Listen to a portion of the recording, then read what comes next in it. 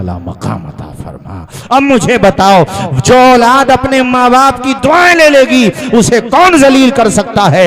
उसे दुनिया की कौन सी ताकत नहीं मिलेगी, उसे दुनिया में कौन सी इज्जत नहीं मिलेगी। जब हमारे नबी ने यह फरमा दिया कि माँ बाप की दुआएं लो, माँ बाप की दुआएं औलाद के हक में इस तरह कबूल होती हैं जैसे नबियों की दुआएं उम्मतियों के हक में।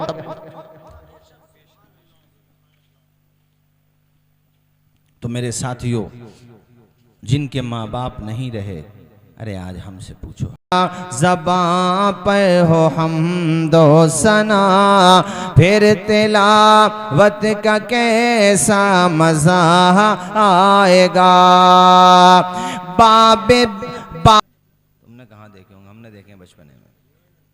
कुएं भी ना देखे होंगे तुमने तो गाँवों में, एक दो देखा होगा। मगर एक बात बताऊं, वो कुओं का पानी ये फिल्टर के पानी से अच्छा था जो बिस्लेरी का चल रहा है। इस बिस्लेरी के पानी को पी के किडनियाँ ख़राब हो रही हैं, और वो कुओं का पानी पीते थे तब भी मजबूत रहते थे। अल्लाह की शान देखो। अब रिफाइंड किया हुआ तेल इस्तेमाल कर रहे हैं हम लोग, इतने नाजुक हो गए। रिफाइंड किया हुआ तेल हैं, मशीनों से केमिकल लगा हुआ, साहब नुकसान नहीं होना चाहिए। और पहले वो होता था ऐसी कोलू से निकाला हुआ, उसमें कुछ गदोल भी रह जाती थी, मगर कुछ भी नहीं। गुड़ खाते थे दबा के बड़े बूढ़े हमारे, माशाल्लाह, कभी बीमार न हुए। अब चीनी की चाय नहीं पी सकते, शुगर पेशेंट हो गए बेचारे। तो मैं ये बताना चाहता हूँ आपको कि हम और आप जितना दुनिया में घुसेंगे उतना परेशानी पड़ेगी। दुनिया में पढ़ना बुरा नहीं है, लेकिन दुनिया के चक्कर में खुदा को भुला देना ये बुरा है। अल्लाह को याद रखना चाहिए, अल्लाह ही हम सब का खालिक है। अच्छा, हम और आप सबसे पहले तो हम थे वहाँ जहाँ आत्माएं हैं, उसको कहते हैं आलम अरवाह, रूहें हैं। अल्लाह ने हुक्म दिया तो माँ के पेट में आए, ढांचा बना इंसान का, फरिश्तों ने बनाया, नुत्फे से लोथड़ा, और फिर ऐसे ही बढ़ते बढ़ते अल्लाह पाक ने उसमें हाथ पाँव बनाए, आंखें बनाई, पूरा जिस्म बना दिया। उसमें अल्लाह पाक ने रूह डाली। माँ के पेट में रहे जब तक अल्लाह ने चाहा, 9 महीना 10 महीना, फिर दुनिया में आ गए। तो ये भी परमानेंट नहीं है। यहाँ पे भी ऐसे थोड़ी आ गए तो कहानी ख़त्म नहीं। अब हमें जाना है कब्र में, और कब्र में भी फाइनल नहीं है, कब्र से भी उठाया जाना है अभी। तो एक सफ़र की एक कड़ी है ये दुनिया, जो है सफ़र का एक हिस्सा है। कभी मुरादाबाद जाने, थोड़ी देर चलो महमूदपुर बैठ जाओ, समझ में आई बात? कुछ देर चलो डींगापुर भी चाय वाय पी लें। तो ऐसे ही है, पहले वहाँ थे आलम अरवा में, रूहों की दुनिया में, फिर माँ के पेट में आए, दुनिया में आ गए। अब भैया दुनिया में जब तक अल्लाह ताला ने टाइम लिखा था, 60 साल 70 साल 80 साल 90 साल, अगर 90 साल 11 महीने 11 घंटे 11 सेकंड लिखे हुए थे, तो 11 घंटे 11वें सेकंड में आपको जाना है। 12वें सेकंड हो नहीं सकता। जितना टाइम था उतना गुजार लिया, चलो भाई अब आ गए मलकुल मौत। और ये जितने ताकत मिलने के बाद ऐसी ऐसी भाषा बोलते हैं बाज़ लोग, मैं तो मीडिया में सुनता हूँ ना, तो बिल्कुल, अबे हमारे सामने ऐसी भाषा क्यों बोल रहे हो? हमने फ़िरौन की भाषा सुनी है, कुरान में पढ़ा है, तुम फ़िरौन की बराबर ताकत थोड़ी रखते हो यार। उसने तो प्रेग्नेंट औरतों को, जो बेचारी 19 से थी औरतें, उन औरतों को कत्ल करा दिया था। छोटे छोटे बच्चों को पैदा होने पे पाबंदी लगा दी थी, क्योंकि उससे नुजूमियों ने बता दिया था कि वो बच्चा आने वाला है, फ़िरौन जो तुम्हारा तख्ता उलट देगा। तो बोले मैं पैदा ही नहीं होने दूंगा। मगर हजरत मूसा पैदा हो भी गए, और अल्लाह ताला ने फ़िरौन के घर में रख के दिखा दिया। फ़िरौन के घर में अल्लाह पाक ने मोहलत देता, अल्लाह पाक ढील देता है। उसने कुरान में कहा है कि ए मुसलमानों, अगर मुझे ये बात ना हो कि तुम दिल थोड़ा करोगे, तो मैं इनके घर, इनके मतलब समझ रहे हो ना इशारा, इनके घर सोने चांदी के बना दूं। मगर मैं जानता हूँ तुम सब्र नहीं कर पाओगे। अभी बैठक को बहुत लोग कहते हैं यार यार जो मैं मौलाना साहब ऐसे समझाते रहे, मैं कुछ ना यार, ऐसे ही है भैया, कुछ ना है भले आदमी। एक बात बता, अल्लाह की पहचान तुम्हें है, क्या खाना है क्या नहीं खाना है, क्या पीना है क्या नहीं पीना है, ये पहचान तुम्हें है, ईमान तुम्हारे पास है, फिर तुम ये कहते हो कि यार ऐसी बातें कैसे भले आदमी हो। नबी के नवासों ने मैदान करबला में क्या शहादत नहीं दी है? बोलो जोर से बोलो, दिए कि नहीं दिए? तो कभी भी नहीं घबराना चाहिए, अल्लाह पे भरोसा रखना चाहिए। तर्क दुनिया ज़बां पे हो हमदो सना, फिर इबादत का कैसा मज़ा आएगा। तर्क दुनिया ज़बां पे हो हमदो सना, फिर इबादत का कैसा मज़ा आएगा।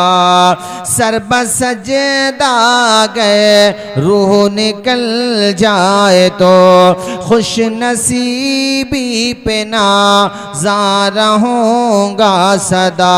लोग मुझको उठाएं मैं उठ ना सकूं, लोग मुझको उठाएं मैं उठ ना सकूं, फिर शहादत का कैसा मज़ा आएगा। तर्क दुनिया ज़बां पर हो हमदो सना, फिर तिलावत का कैसा मज़ा आएगा। बाबे जन्नत पे रिज़वान रोके अगर, भाई दुनिया से गए जन्नत में भी जाना है ना, बोलो जाना है कि नहीं? बोलिए इंशाअल्लाह। इंशाअल्लाह का मतलब अल्लाह पाक चाहेगा, तो उसके बगैर चाहे तो नहीं हो सकता भाई। और हमें उम्मीद है कि अल्लाह पाक हमारे लिए अपने करम से ज़रूर चाहेगा, अपने करम से। तो जब जन्नत के दरोगा मिलेंगे, उनका नाम है रिजवान। अब शेर सुनिए ज़रा आप। बाबे जन्नत पे रिज़वान रोके अगर, और आका कहें उम्मती है मेरा।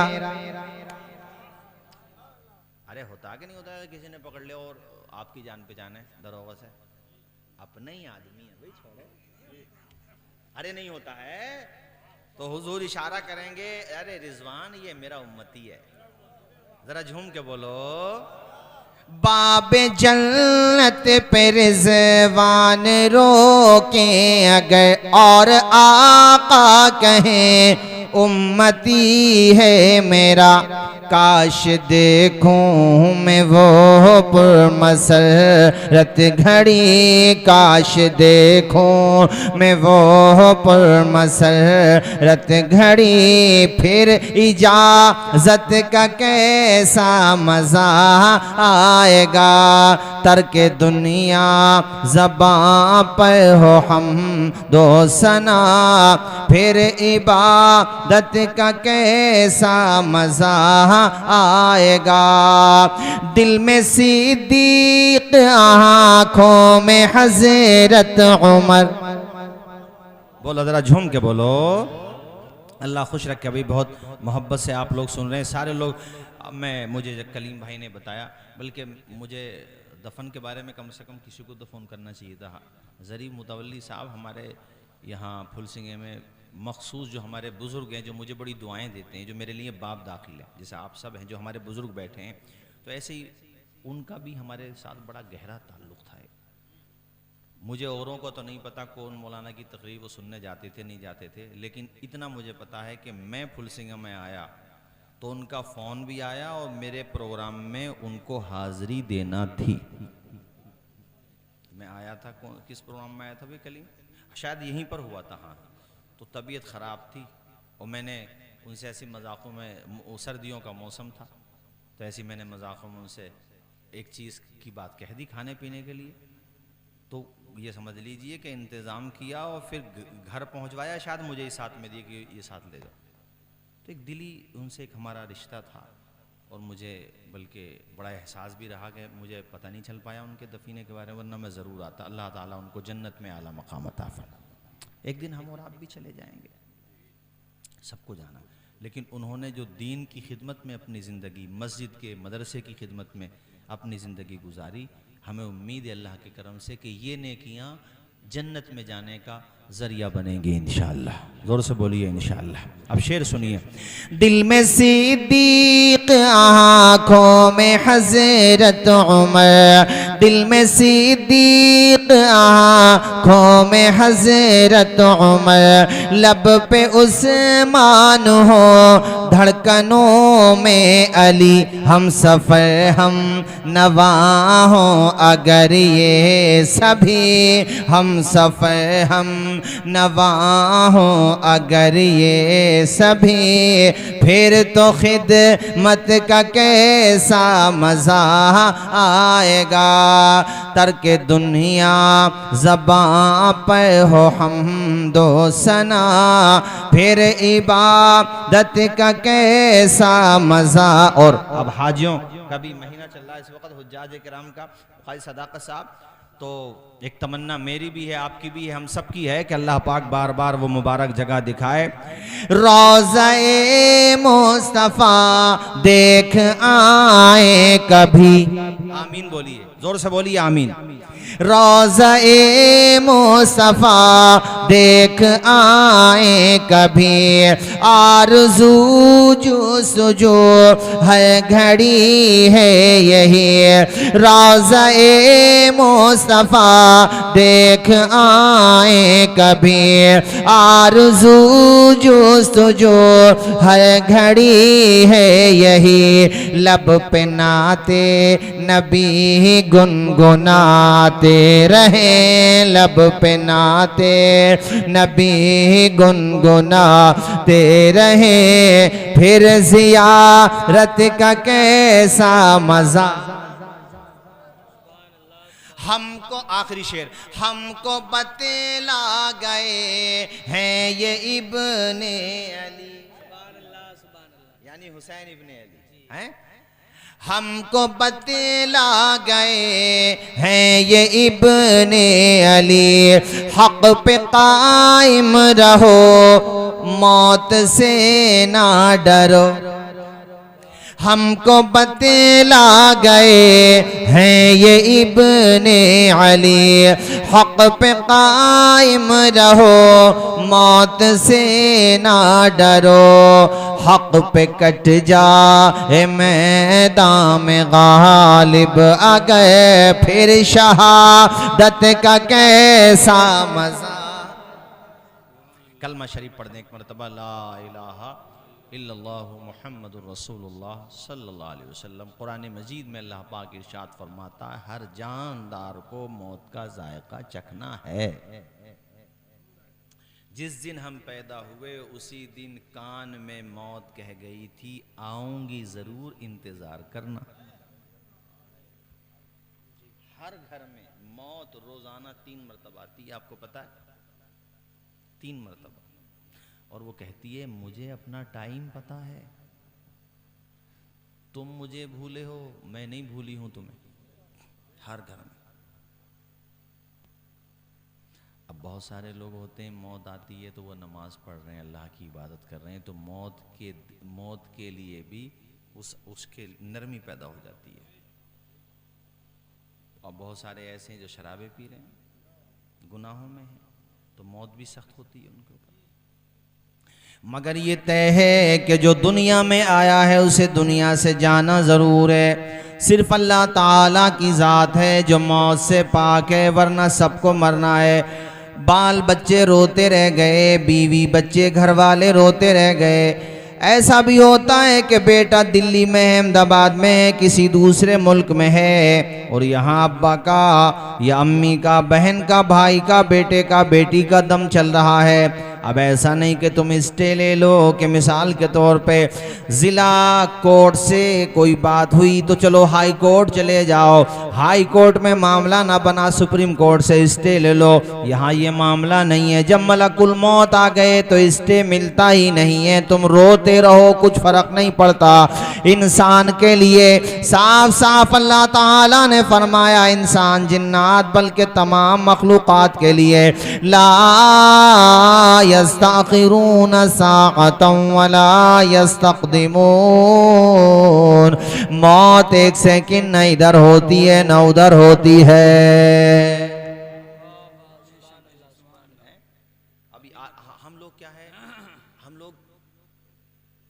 बाज़ का आलम तो ये है, खुदाई कसम वो मौत के बारे में सोचते भी नहीं।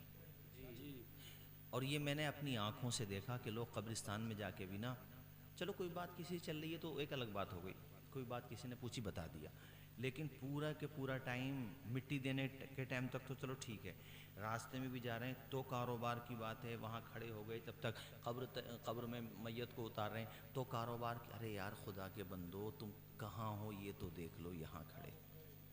मैंने बहुतों को देखा वो ये बहस करते हैं कि कब्रिस्तान में चप्पल पहन के जाना चाहिए बग़ैर चप्पल के। मैंने कहा यार मसला एक तरफ रख, तू खुद भी सोच कि यहाँ मैयत भी कपड़े पहन के आती है, चप्पलें पहन के नहीं आती है। तो जहाँ बग़ैर चप्पलों के जाना ही है तो ज़िंदगी में बग़ैर चप्पलों ही के जाओ ना, ताकि बाद में आसानी हो जाए।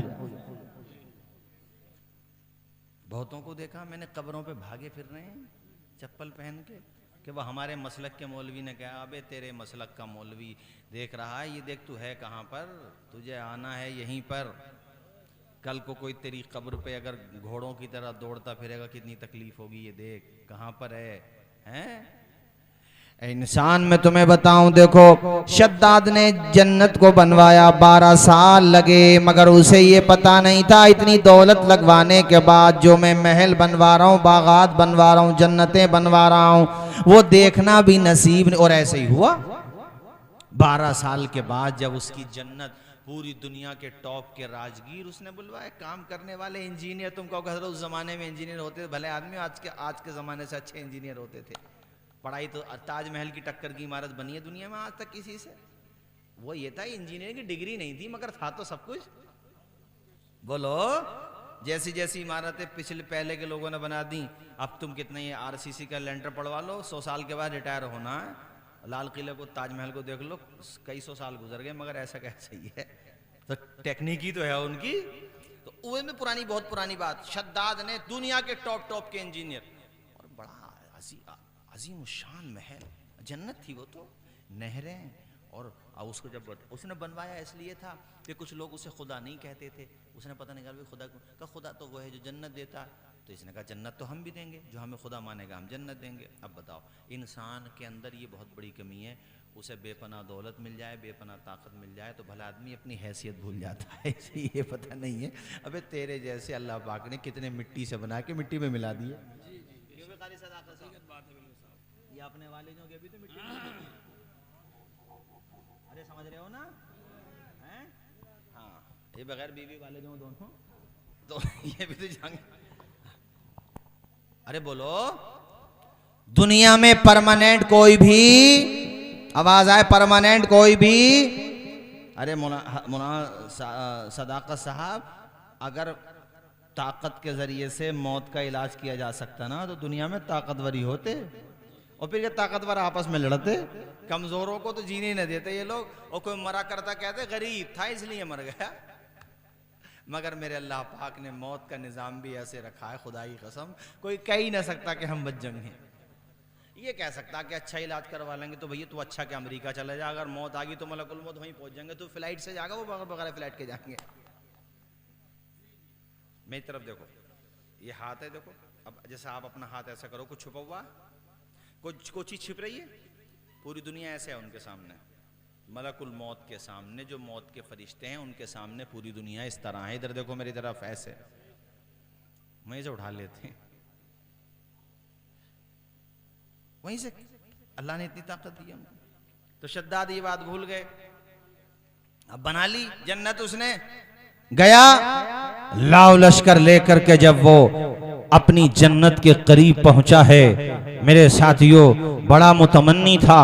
12 साल कितने दिन हो गए, कितने महीने हो गए, कितने घंटे हो गए, बड़ी तमन्ना थी कि जाके बचश्मे सर अपने माथे की आंखों से देखूं तो सही जन्नत का नजारा कितना खूबसूरत है। मगर फुलसिंगा के मेरे दीनी गयूर भाइयों जानते हो, जैसे ही वो अपने घोड़े की पुश्त से उतरना शुरू करता है, अभी एक पांव घोड़े से नीचे था, आज जमीन के करीब था, न जमीन पे था और न वरना मुकम्मल घोड़े पर ही था, आधा वजन घोड़े से जमीन की तरफ को था। इतने ही में आ गए मलकुल मौत और आकर के कहा टाइम तुम्हारा मुकम्मल हो गया है। कहा तुम कौन हो? मुझे नहीं जानते हो, मैं मौत का फरिश्ता हूँ, तेरे जैसे कितने बादशाहों की रूह निकाल चुका हूँ, मुझे नहीं पहचानते हो। इतना जब सुना मियाँ तो वो तो जर्द पड़ गया, हाथ जोड़ के खड़ा हो गया, कहने लगा थोड़ी सी मोहलत दे दो, इतनी मोहलत तो दे दो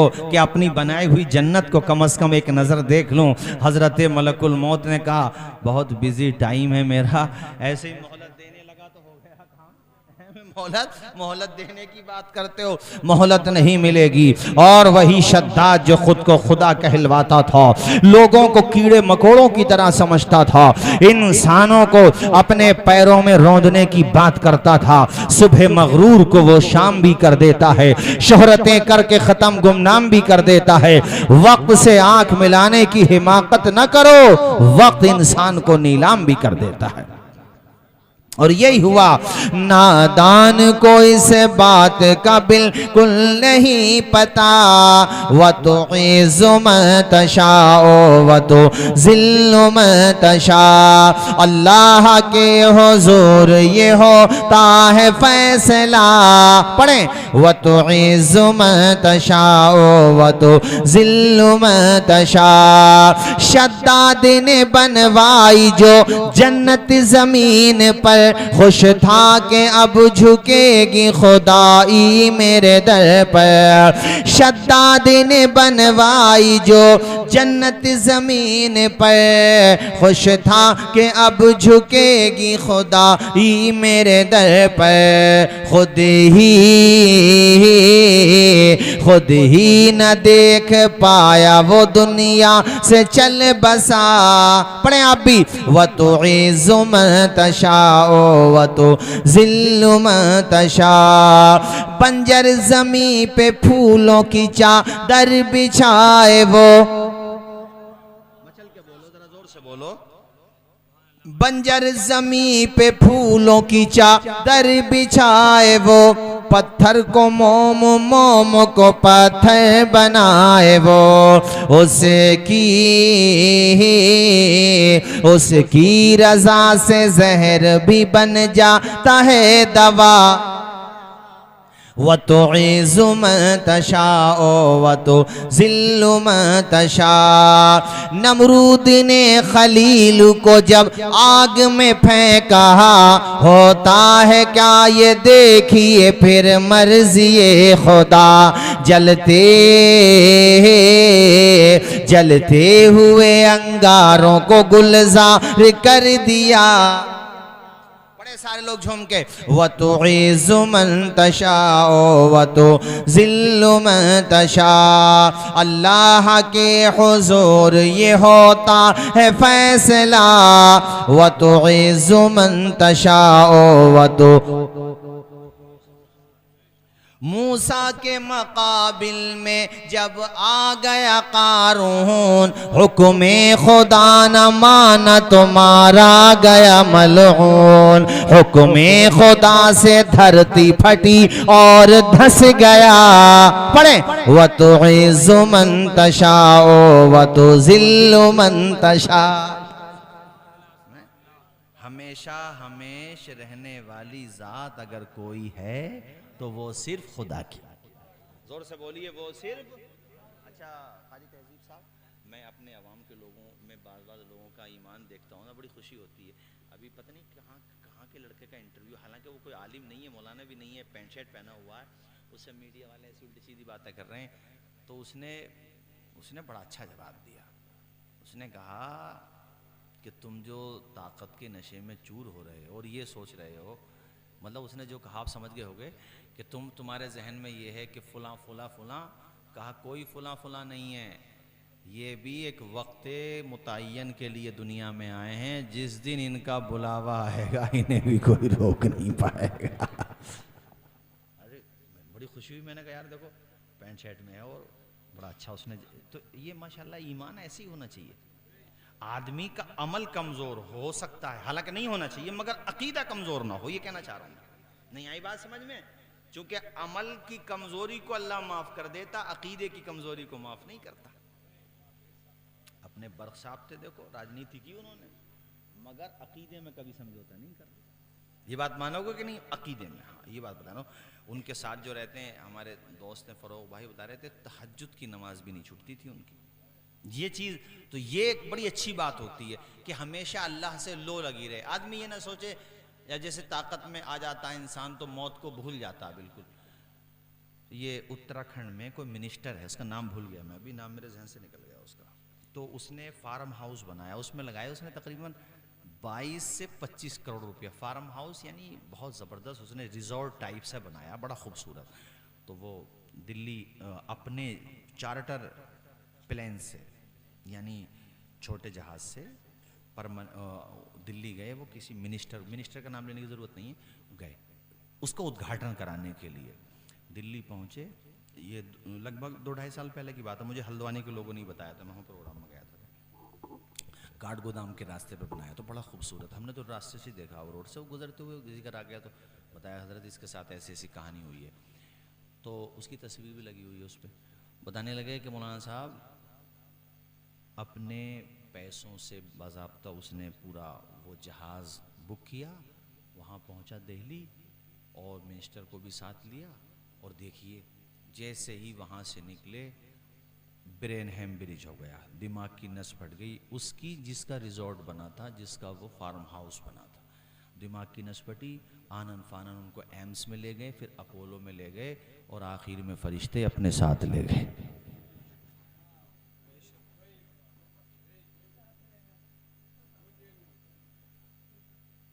दोनों अपने ही हो ना, मुझे माइक वालों का बड़ा ध्यान रखना पड़ा है। मेरी वीडियो बन जाए सलमान अजहरी के साथ मुझे भी लपेटने फिर रहे हैं बहुत सारे, मगर मैं बहुत हिसाब से बोलता हूँ, बजा उजा करके, और बोलना भी हिसाब से ही चाहिए। हाँ, बाकी डरना सिर्फ अल्लाह से चाहिए। जोर से बोलो, डरना सिर्फ। तवज्जो है आपकी? आप तो मुना सदाकत साहब ले गए फरिश्ते। अच्छा तुम जरा सोचो थोड़ी देर के लिए, ये जितने हैं, जितने भी जा चुके हैं अब तक, अपने वाले तो अल्हम्दुलिल्लाह हमें अल्लाह के करम से उम्मीद है। और फिर हमें वो मुफ्ती आज़मीन अलैहि रहमा का वो शेर याद आ जाता है क़ारी तहज़ीब के, मेरे अमाल का बदला तो जहन्नम ही था, मैं तो जाता मेरे सरकार ने जाने न दी। अरे हमारा तो कहीं ना कहीं से कुछ ना कुछ लिंक निकल ही आएगा इंशाअल्लाह। बोलो इंशाअल्लाह, चूँकि ईमान है अल्हम्दुलिल्लाह। जोर से बोलो ईमान। भाई तभी तो तकलीफ़ होती है ना, किसी पे जुल्म होता है तो ईमान ना होगा तो फिर तकलीफ़ क्यों? हमारा अल्हम्दुलिल्लाह। और खुशी भी होती है, कुरान पाक की तारीफ़ सुने, अल्लाह पाक की तारीफ़ सुने, दीन की बात सुने तो अल्हम्दुलिल्लाह। माना कि हमारे वहाँ लोग गुनाहगार हो सकते हैं, मगर कुरान पे, हुजूर पाक पे, अल्लाह पाक पे कोई बात करे तो फिर आदमी जो है सारी बातें भुला जाता है। ये अल्हम्दुलिल्लाह ईमान वालों के अंदर है। तो मैं ये सोचता हूँ कि ये जितने भी हैं, बहरहाल जब इनकी रूह कब्ज़ होने लगती है, सुनो हदीस सुनो, मैं हदीस बता रहा हूँ, ऐसे बड़े बड़े हैबतनाक चेहरे वाले फरिश्ते आते हैं इनके सामने। आपका तो भाई मुझे नहीं पता, लेकिन मैं अरविंद अस्पताल में रहा था एक मरीज़ के साथ एमरजेंसी में। खुदा की कसम मैंने अपने सामने इनमें क्या एक आदमी मरते वक्त देखा, मैं तुम्हें क्या बताऊं। और मुझे वो हदीस बार बार याद आ रही थी। ऐसे आंखें फाड़ फाड़ के देख रहा था। हुजूर फरमाते हैं ये जो आंखें फाड़ फाड़ के मरने वाला देखता है, ये अजाब के फरिश्तों को देखता है। क्या गुजरती होगी। और नेक बंदों को भी फरिश्ते नजर आते हैं, मगर वो अजाब के नहीं होते हैं, वो सवाब के फरिश्ते होते हैं। जरा झूम के बोलो सुभान अल्लाह। और वो देखो मेरी तरफ देखो, जैसे ये रुमाल है ना, ये समझाने के लिए कह रहा हूँ भाई वो कपड़ा कैसा होगा ये तो अल्लाह बेहतर जाने। ये जब हमारी आपकी रूह निकलेगी तो पता चलेगा। लेकिन वो जन्नत से वो लेके आते हैं, कपड़ा कह लो या पोलोथीन कह लो, अपने समझाने के लिए कह रहा हूँ मैं। और वो इतना खुशबूदार होता है, हमारे नबी फरमाते हैं ऐसी खुशबू आज तक मरने वाले ने कभी नहीं सूंघी, इसलिए कि ऐसी खुशबू दुनिया में है ही नहीं, इतना खुशबूदार।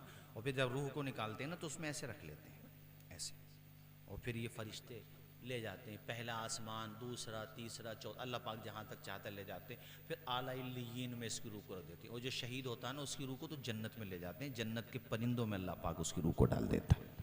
लेकिन जो गुनहगार होता है, ऐसा बदबूदार कपड़ा, इतनी बदबू, ऐसी बदतरीन बदबू दुनिया में हो ही नहीं सकती। जरा सोचो क्या गुजरती होगी, कितना एहसास होता होगा कि काश हम भी हक को पहचान लेते। मुफ्ती आजम संभल हजरत मुफ्ती अलाउद्दीन साहब क़िबला तशरीफ लाए। नारे तकबीर, खड़े होकर हजरत नारे तकबीर, नारे रिसालत, नारे गौसियत, उलमाए अहले सुन्नत हजरत अल्लामा मौलाना मुफ्ती कारी अलाउद्दीन साहिब क़िबला मुफ्ती आजम संभल, नारे तकबीर, नारे रिसालत, कारी अलाउद्दीन साहिब क़िबला मुफ्ती आजम संभल, नारे तकबीर, नारे रिसालत।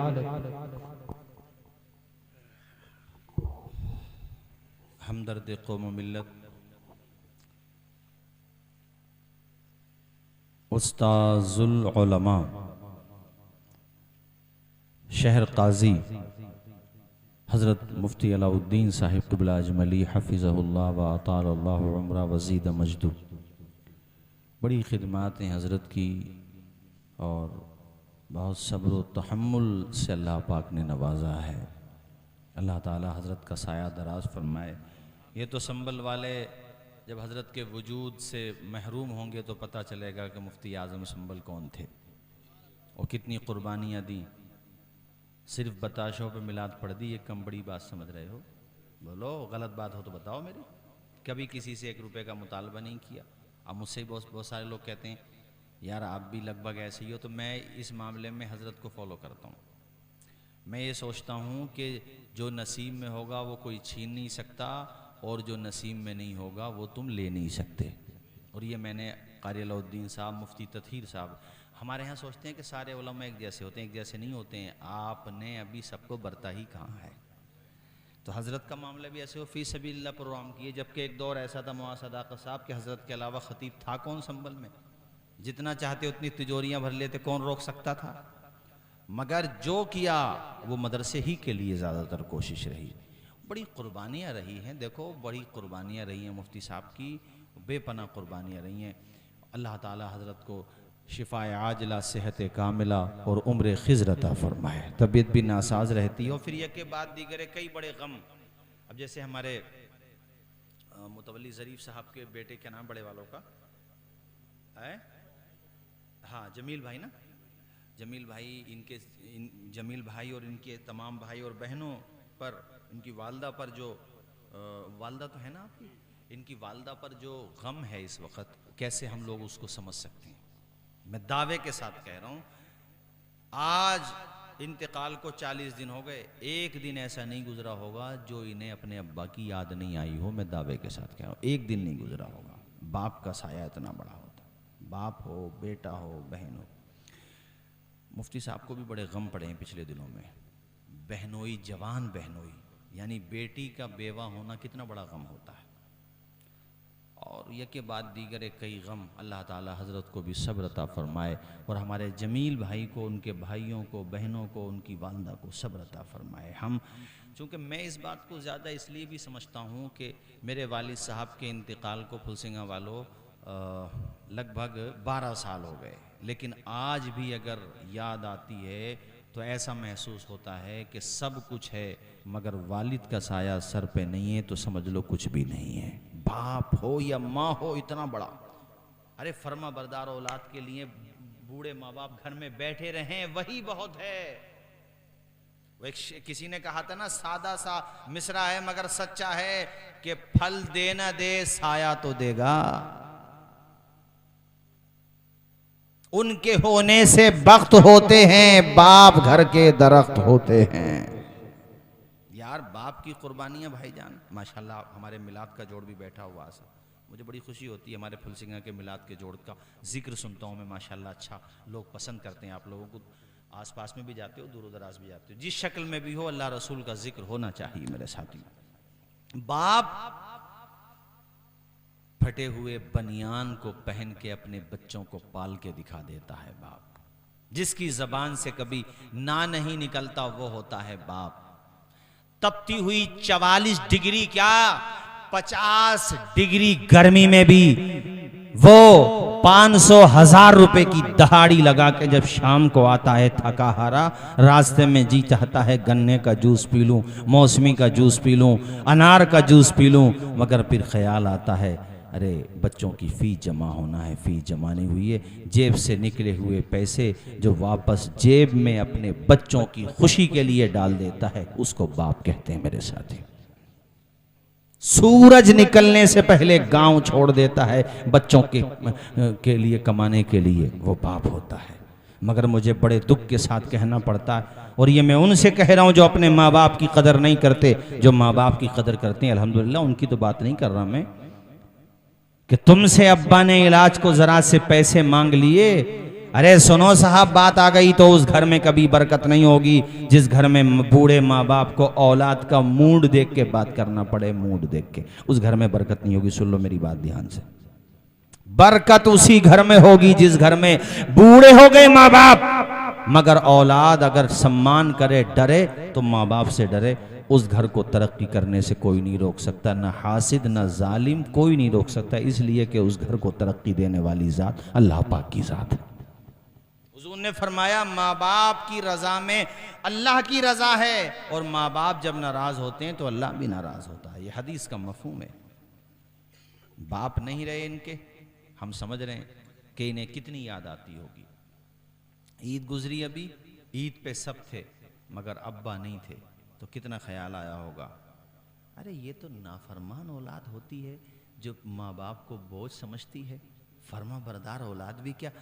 शादा मैंने उस दिन भी सुनाया था, तुम मेरे साथ थे हाँ मानकपुर में, वो सुनाया था मैंने रामनगर का। मैं प्रोग्राम में गया तो वो अब घर पे ले गए बुला के, बताने लगे कि हज़रत आपने माँ बाप के बारे में बताया तो मैं सोच रहा था आपको मैं अपनी औलाद के बारे में बताऊंगा, इसलिए तुम्हें बुला के लाया हूँ। चाय वाय बनवा ली उन्होंने। कहने लगे हज़रत इतना फर्मा बरदार बेटा है मेरा, खुद की आल औलाद हो गई, बच्चे हो गए, दिल्ली में जॉब करता, मुझे हज भी करा दिया। और जब दिल्ली से आता है 15 दिन महीने में हफ्ते में, तो जो भी उसके पास वक्त होता है कोशिश करता है कि ज़्यादा वक्त मेरे साथ गुजारे। जो जुमले कहे वो सुनो फुलसिंगा के मेरे दीनी भाइयों, और इससे सीख लेके जाना, इससे सबक लेके जाना कि फर्मा बरदार औलाद कैसी होती है। कहने लगे बाजार से तेल खरीद के लाएगा अच्छी कंपनी का, और फिर मेरे सर पे में तेल डालेगा, मालिश करेगा, और ख़ुद के बाल बच्चे हैं फिर भी, और जब वो मालिश करता है तो उसके बाल बच्चे मेरे पाँव दबाते हैं। कहने उन्होंने जुमला कहा मौलाना साहब पूरी दुनिया के ख़जाने मेरे कदमों में रख दिए जाएं, उसमें वो सुकून नहीं मिल सकता जब औलाद और औलाद की औलाद पोती पोता मेरी खिदमत कर रहे होते हैं, उस वक़्त मुझे सुकून मिलता है।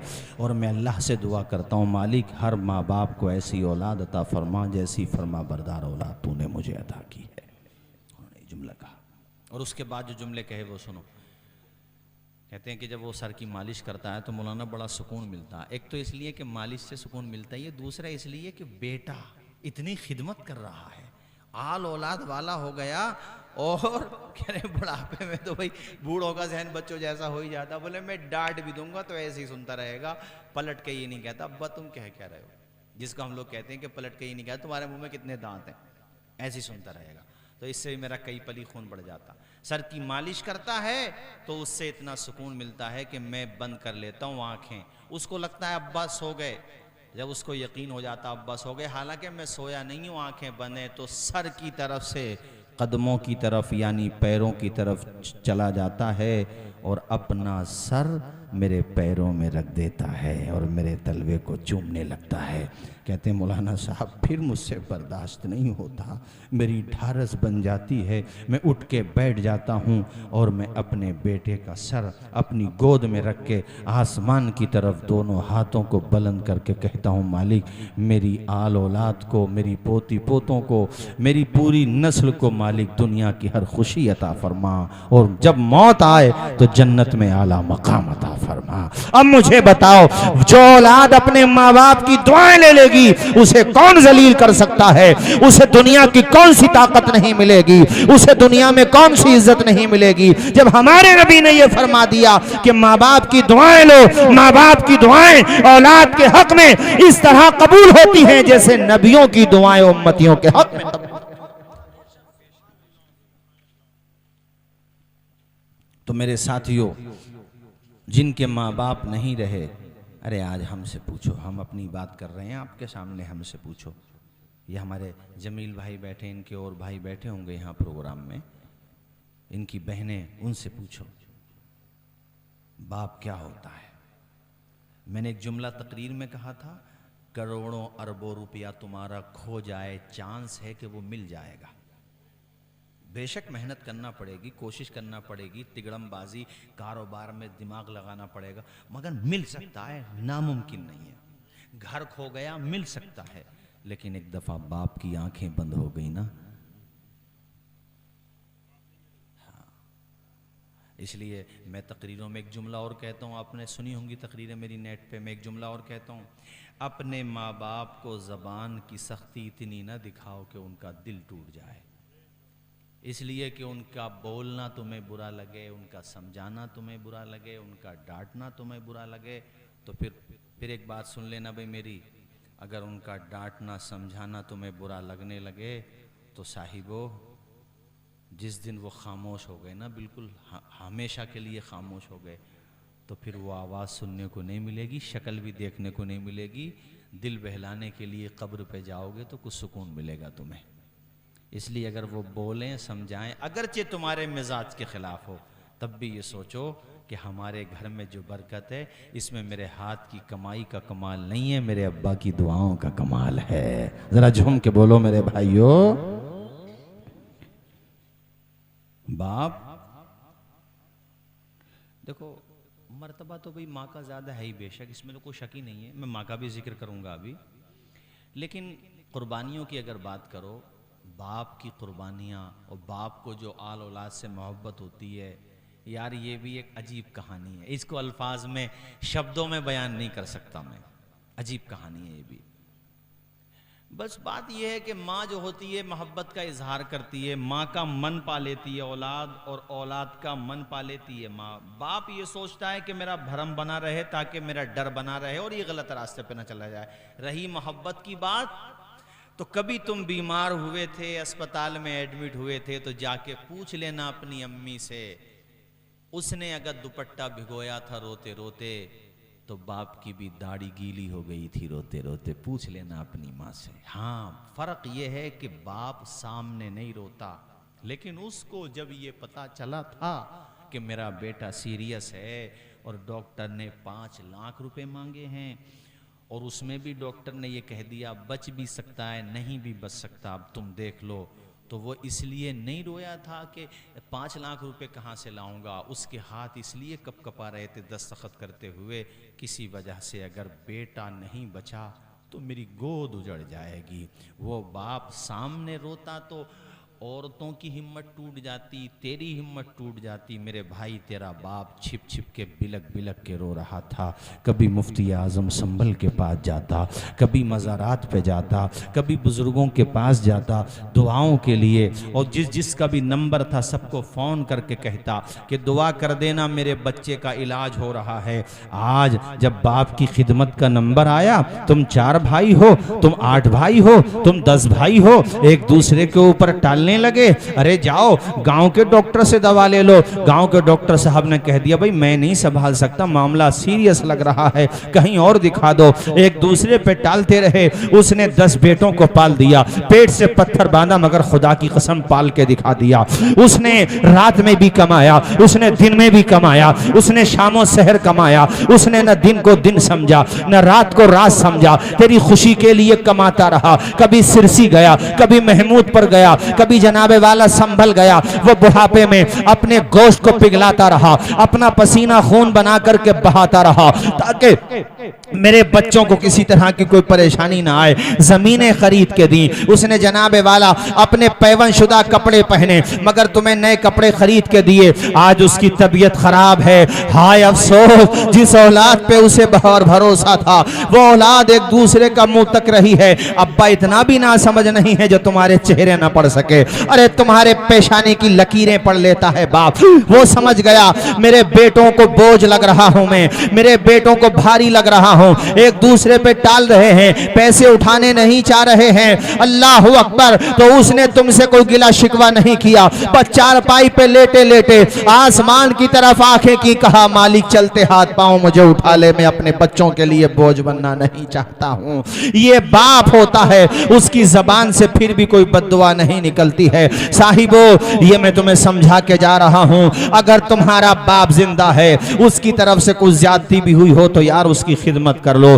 बाजार से अच्छा सा तेल लाओ, और घर पे भी अगर सरसों का तेल हो थोड़ा गरम करो या जैसा भी हो, अपने अब्बा की मालिश किया करो, उसके तलवे की मालिश किया करो। फिर तुम्हारे बाप को वो दौर याद आएगा जब तुम नन्हे से थे, जब तुम सिर्फ 2 साल या 1 साल के थे, तुम्हारा बाप तुम्हें गोद में लेके 1-1 घंटे तक तुम्हारे सर की मालिश किया करता था, तुम्हारे पाँव की मालिश किया करता था। ये तो मैंने बाप के बारे में बताया, आप सोचो उसका मकाम कितना बुलंद होगा जिसके बारे में हुजूर ने कहा। जब पूछा गया माँ का रुतबा बड़ा है या बाप का, हुजूर ने कहा माँ का, कहा हुजूर, फिर कहा माँ का, कहा या रसूल अल्लाह, फिर कहा माँ का। मेरे आका ने 3 मर्तबा माँ का नाम लिया, चौथे नंबर पे बाप का नाम लिया। जब बाप का मकाम इतना बड़ा है जो मैंने तुम्हें बताया, तो सोचो माँ का मकाम कितना बड़ा होगा।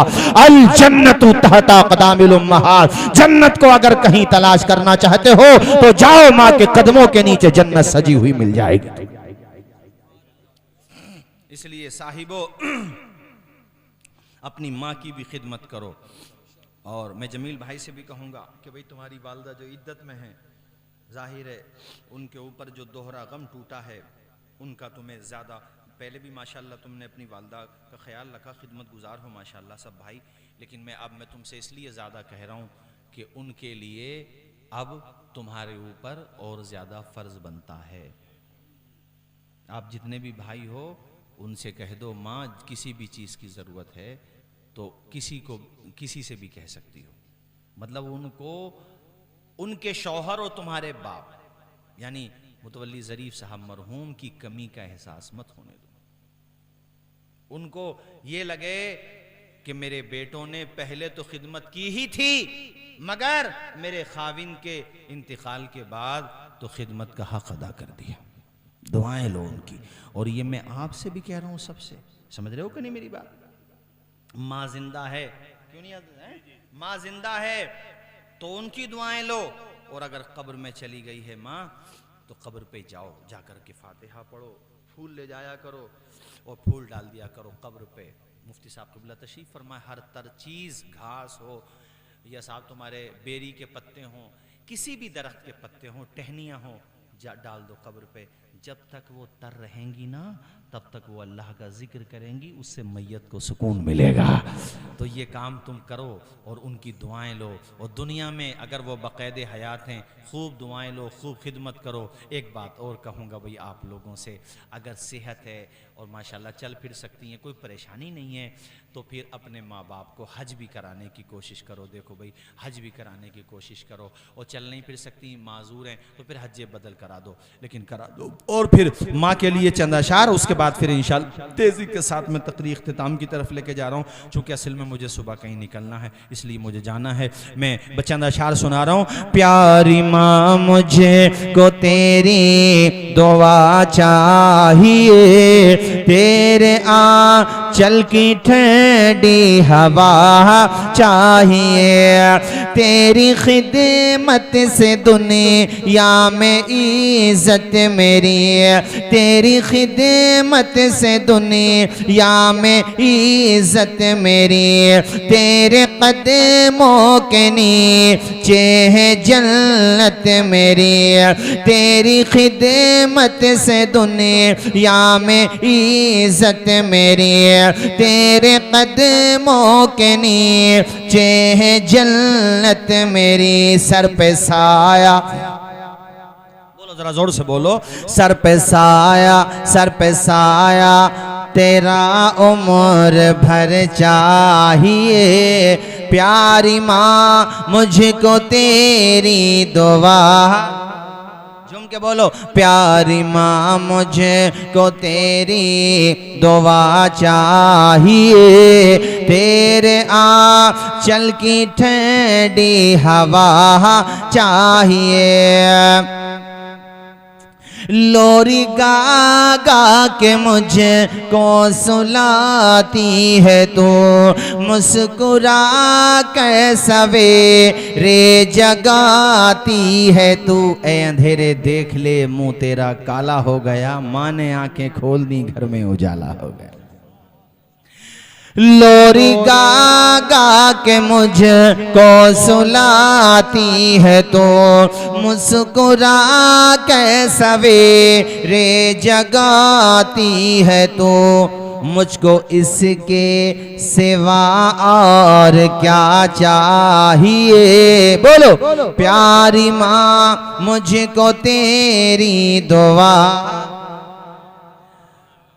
तेरी ममता के साए में फूलूं फलूं, थाम के तेरी उंगली में बढ़ता चलूं। बस तेरे प्यार का आसरा चाहिए। प्यारी माँ मुझको तेरी दुआ। कलमा शरीफ पढ़े एक मरतबा, ला इलाहा इल्लल्लाहु मुहम्मदुर रसूलुल्लाह। आए तो सब हम और आप इसीलिए है कि एक दिन सबको जाना है। मलकुल मौत से एक मरतबा हज़रत मूसा कलीमुल्लाह अलैहिस्सलाम ने ये कहा था कि आप आते हो तो कम से कम कुछ अपनी निशानी भेजो ताकि हम तैयारी करें। हमसे मतलब इंसान, कि भाई आते हो तो इंसान तैयारी करें। मलकुल मौत ने फरमाया, मैं बगैर बताए नहीं आता हूं। तो कहा फिर तुम क्या क्या निशानियां हैं तुम्हारी? कब बालों का सफेद होना ये हमारे आने की तो निशानी है। बोलो जरा जोर से बोलो। बीमारी का लग जाना बेकारी साहब, ये हमारे आने की निशानी है।